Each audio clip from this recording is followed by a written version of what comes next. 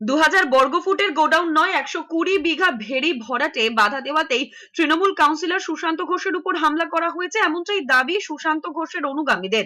গুলশান কলোনিতে জুলকারনাইন আলীর বিরুদ্ধে জমি ভরাটের অভিযোগ ওঠে। জুলকারনাইন নিজেকে সংখ্যালঘু সেলের মেম্বার বললেও সুশান্ত ঘোষ দাবি করেছেন জুলকারনাইনকে তৃণমূলের মিটিং মিছিলে কোনো দিন দেখেননি। এদিকে জুলকারনাইন সুশান্ত ঘোষ ঘনিষ্ঠ হায়দারের বিরুদ্ধে জমি ভরাটের পাল্টা অভিযোগ এনেছেন। যদিও সুশান্ত ঘোষের দাবি তিনি হায়দারকে গুলশান কলোনিতে পুরসভা সম্পর্কিত বিভিন্ন সমস্যা দেখভালের জন্য দায়িত্ব দিয়েছেন। 15 বছর ধরে গুলশান কলোনিতে জমি দখল করে বাড়ি হয়েছে।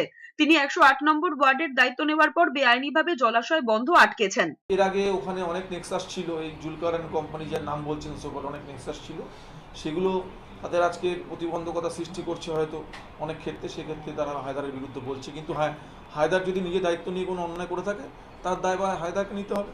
এদিকে তৃণমূল কাউন্সিলর সুশান্ত ঘোষের ওপর হামলার 7 দিন আগে একটি স্কুটার কিনেছিল অভিযুক্ত গুলজার। হামলার আগে সেই স্কুটারের নম্বর প্লেট বদলে ফেলা হয়েছিল। কসবা কাণ্ডে ধৃতদের জেরা করে মিলেছে সেই তথ্য। খবর লালবাজার সূত্রে। পুলিশের দাবি সুশান্ত ঘোষের উপর হামলায় যুক্ত 4 জনই বিহারের বাসিন্দা।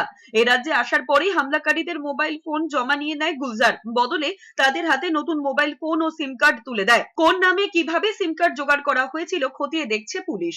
2000 বর্গফুটের জমি, সমস্ত জমিটাই সরকারি জমি। ওখানে কোনো জমি না জুলকারের না কারোর আছে। গত 15 বছর ধরে সরকারি জমি দখল করে ওখানে বাড়ি হয়েছে, আমি অস্বীকার করতে পারবো না। তার দায়ভার আমি আজকে নেবো না। আমি 2.5 বছর এসেছি, এই 2.5 বছরের মধ্যে চেষ্টা করেছি যাতে ওখানে জলাশয় ভরাট না হয়, এবং ওই যে 150 বিঘা জলাশয় আছে সেটাও ভরাট করার পরিকল্পনা ছিল। আমি আসার পরে বন্ধ করেছি, এবং আমি যতদিন 108 নম্বর ওয়ার্ডে আছি সেটা আমি ভরাট করতে দেবো না।